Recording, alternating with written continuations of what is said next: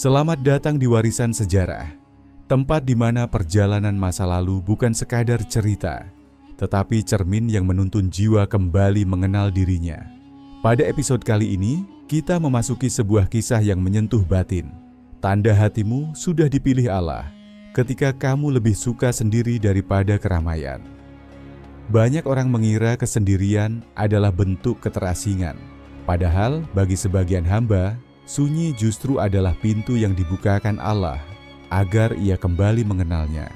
Di balik diam ada bimbingan, di balik hening ada panggilan, dan di balik rasa tidak cocok dengan keramaian, seringkali ada arah hati yang sedang dipindahkan dari dunia menuju sang pemilik jiwa. Melalui kisah-kisah para nabi, para wali, dan para ulama yang berjalan di jalan sunyi, kita akan memahami bahwa tidak semua yang menepi sedang menjauh. Sebagian sedang didekatkan, karena sejarah bukan hanya tentang apa yang terjadi, tetapi mengapa Allah memilih hati tertentu untuk merasakannya. Bersiaplah, kita akan menyusuri lorong makna, menelusuri jejak para hamba pilihan. Inilah Warisan Sejarah.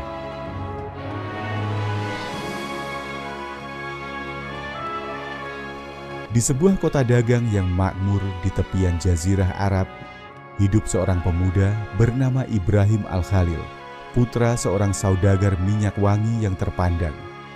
Baginya, dunia telah menyediakan hampir semua kenyamanan, harta yang cukup, hormat dari orang-orang, dan masa depan yang telah dianggap pasti.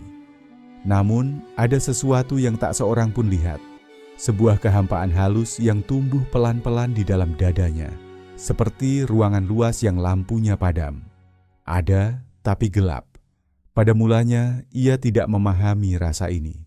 Setiap kali melihat keramaian pasar, tawa para saudagar, dan perbincangan yang dipenuhi pujian satu sama lain, dirinya justru merasa semakin jauh dari semuanya.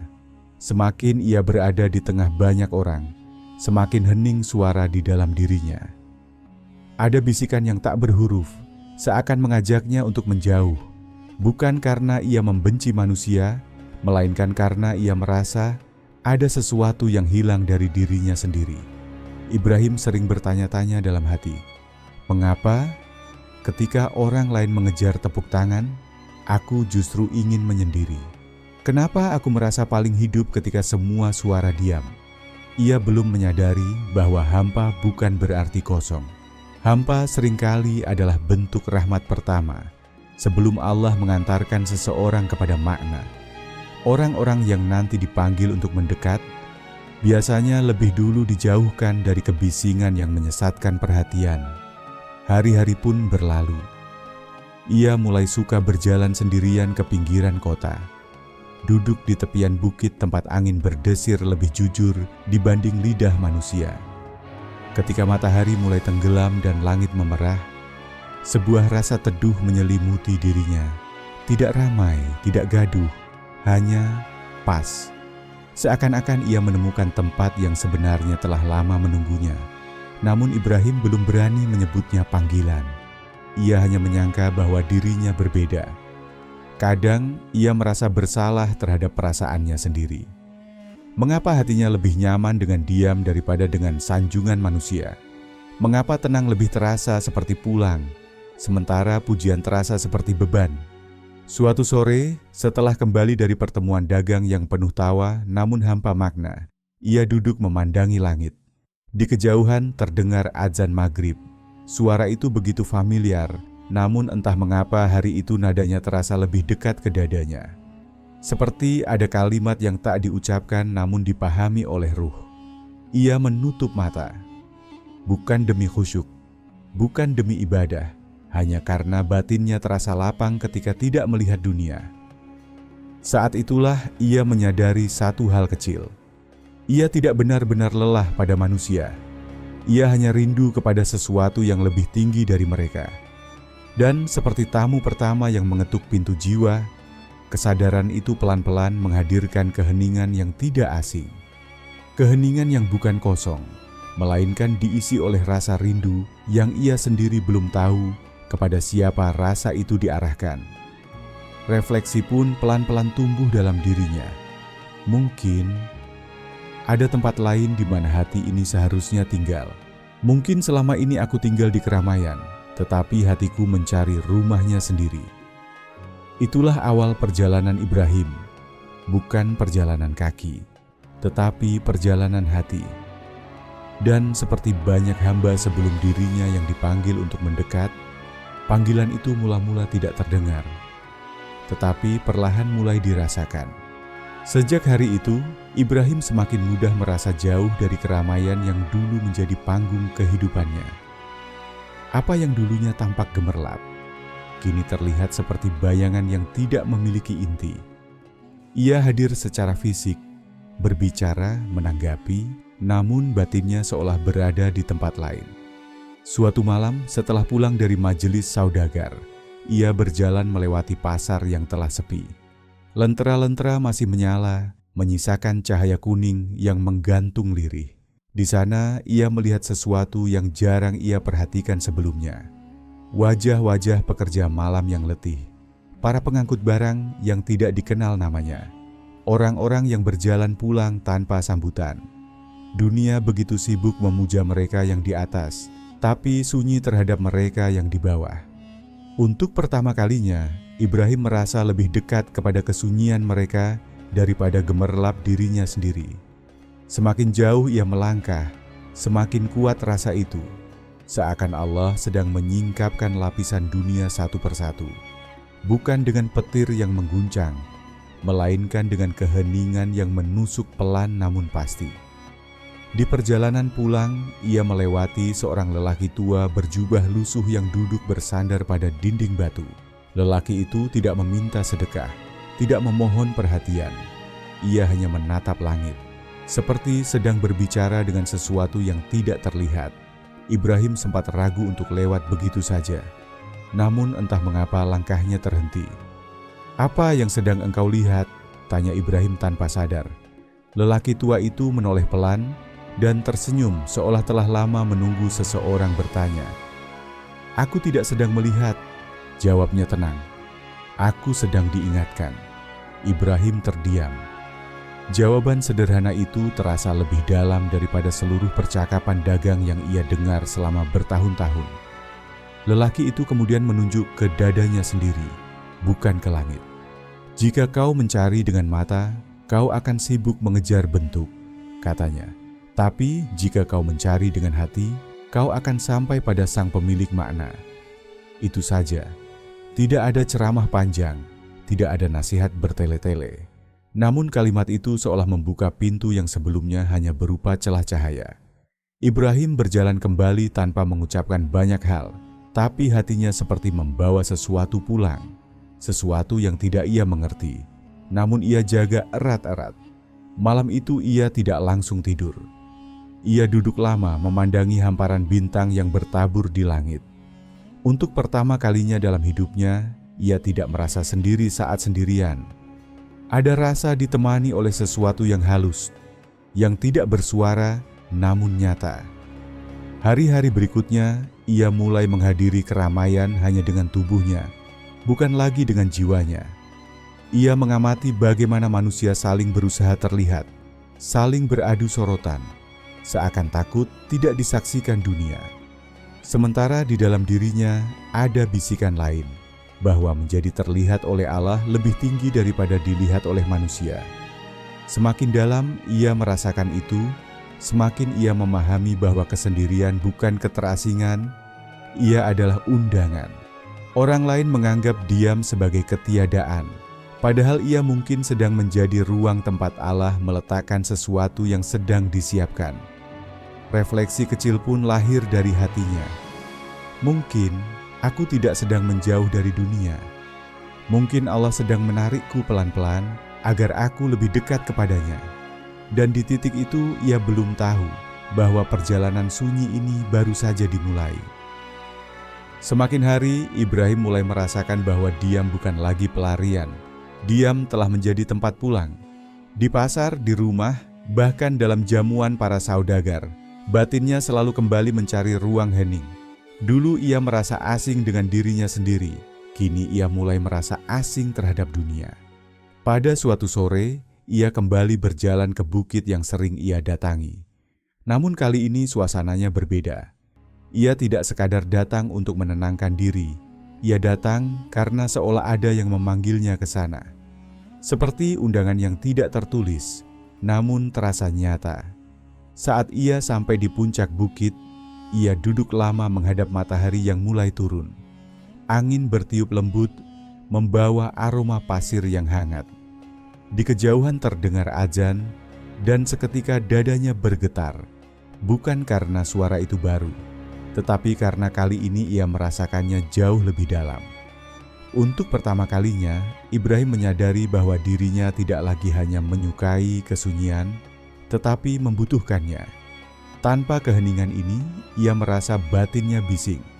Tanpa menyendiri, ia merasa jauh dari sesuatu yang sedang menuntunnya. Di tengah perenungannya, ia teringat kembali pada lelaki tua yang pernah ditemuinya. Kata-kata pendek itu tiba-tiba terasa seperti petunjuk pertama. Jika kau mencari dengan mata, kau mengejar bentuk.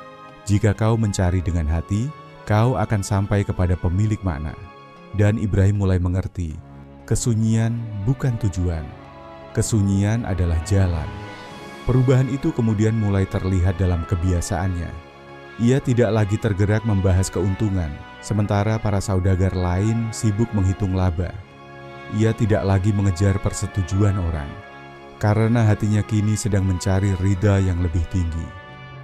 Bahkan jamuan-jamuan kehormatan yang dulu membuatnya bangga, kini terasa seperti topeng yang berat untuk dipakai.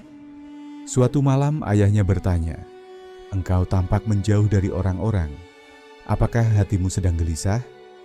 Ibrahim menunduk sejenak sebelum menjawab pelan, "Bukan gelisah, ayah. Aku hanya merasa ada sesuatu yang lebih dari sekadar hidup yang sekadar terlihat baik. Aku merasa dipanggil untuk mencari sesuatu yang belum aku temukan." Ayahnya mengangguk, namun tidak menjawab.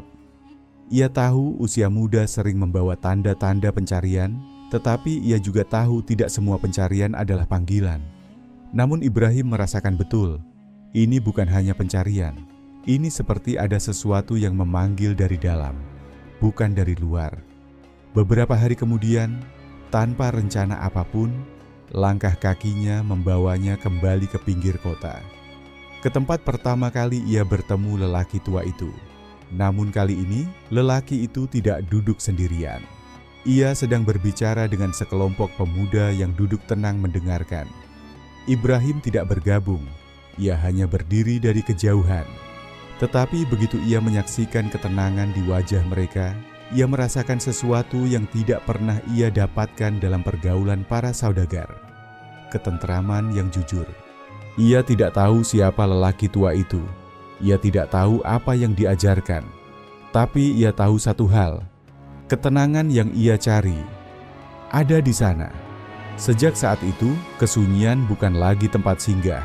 Ia mulai menjadi rumah batin. Dalam refleksinya malam itu, Ibrahim menyadari sebuah kebenaran pertama. Bukan aku yang memilih jalan ini yang memilihku. Dan mungkin yang memanggilku bukanlah tempat, tetapi pemilik semua tempat. Kesunyian telah berubah wujud, bukan lagi sekadar ketenangan, melainkan pertanda. Hari-hari setelah itu terasa berbeda bagi Ibrahim.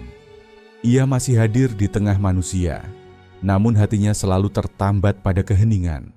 Dan tanpa ia sadari, semakin sering ia memilih diam, semakin tajam pula nurani di dalam dirinya. Ia tidak lagi hanya merasakan hampa, ia mulai merasakan arah. Suatu pagi, Ibrahim kembali mendatangi tempat di mana lelaki tua itu sering duduk. Namun kali ini tidak ada siapa-siapa. Ia menunggu cukup lama, bukan karena janji, tetapi karena dorongan batinnya mengatakan, "Tetaplah." Dan benar saja, tak lama kemudian, dari kejauhan tampak sosok lelaki itu berjalan perlahan, membawa tongkat kayu sederhana. Ketika Ibrahim menyapanya, lelaki itu hanya tersenyum, seakan mengerti bahwa pertemuan ini bukan tanpa maksud. "Engkau datang lagi," ucap lelaki tua itu pelan. "Sepertinya aku tidak benar-benar pulang sejak pertemuan pertama," jawab Ibrahim. Lelaki itu tersenyum lebih dalam, seolah kalimat itu adalah tanda yang telah ia tunggu. Jika hati sudah mengetuk, tubuh hanya tinggal menyusul, katanya. Mereka duduk berdampingan tanpa percakapan panjang. Ibrahim merasakan ketenangan yang tidak ia dapatkan di tempat lain. Dan untuk pertama kalinya, ia merasa tidak sedang sendirian meskipun tidak ada kata-kata. Kesunyian di antara mereka bukanlah kekosongan, melainkan ruang tempat hati saling memahami. Setelah beberapa saat, lelaki tua itu bertanya, "Engkau mencari apa, wahai anak muda?" Ibrahim terdiam. Ia mencoba menjawab, tetapi tidak ada kalimat yang terasa cukup. Hingga akhirnya ia berkata pelan, "Diriku yang hilang." Lelaki itu menunduk dan berkata, "Yang hilang bukan dirimu. Yang hilang adalah arah pulang, dan Allah sedang menuntunmu kembali ke sana." Kalimat itu menghujam tanpa melukai. Ibrahim merasa seolah ia baru saja melihat cermin yang selama ini tidak pernah ia temui. Ia sadar bahwa perjalanan ruhani tidak dimulai ketika seseorang tahu apa yang dicari, tetapi ketika ia sadar bahwa selama ini ia tersesat tanpa merasa hilang. Hari itu menjadi awal kedekatan mereka, bukan murid dan guru secara formal, tetapi jiwa yang saling ditunjukkan jalannya. Lelaki tua itu tidak pernah menyebut dirinya seorang alim. Ia tidak memperkenalkan diri dengan gelar. Ia hanya menyebut namanya, Abu Sahal. Namun Ibrahim merasakan ada kedalaman tahun-tahun perjalanan yang telah ditempa oleh kesunyian dalam dirinya. Beberapa hari berikutnya, Ibrahim sering menemani Abu Sahal duduk di tempat yang sama. Tidak selalu ada nasihat, tidak selalu ada pembicaraan. Namun setiap pertemuan melahirkan pemahaman batin bahwa Allah mendidik sebagian hambanya bukan melalui kata-kata, tapi melalui ketenangan yang mengubah cara pandang. Pada suatu waktu, Abu Sahal berkata pelan, "Engkau merasa dunia menjauh darimu, padahal sesungguhnya Allah sedang menarikmu. Orang yang dipilih untuk dekat selalunya lebih dahulu dijauhkan, bukan karena ditolak, tetapi karena disucikan." Kalimat itu seperti membuka tabir yang selama ini menutup kegelisahan Ibrahim. Ia mulai memahami bahwa kesendirian bukan hukuman, melainkan persiapan.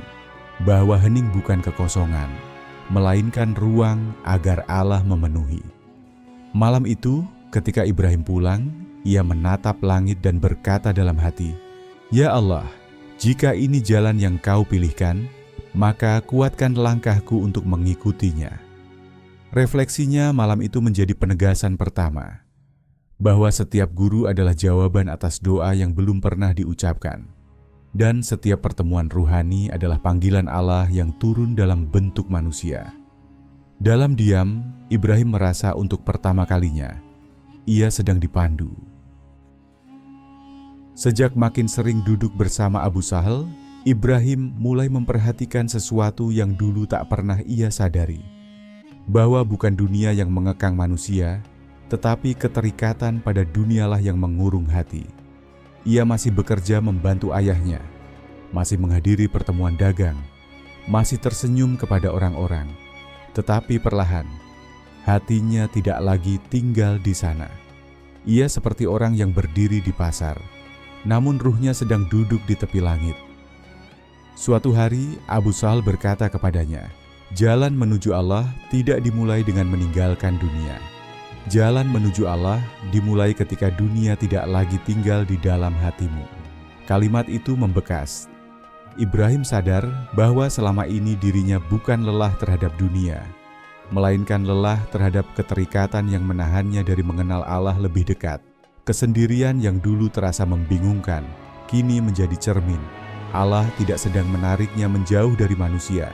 Allah sedang membersihkannya dari hal-hal yang membuatnya lupa pada hakikat hidup.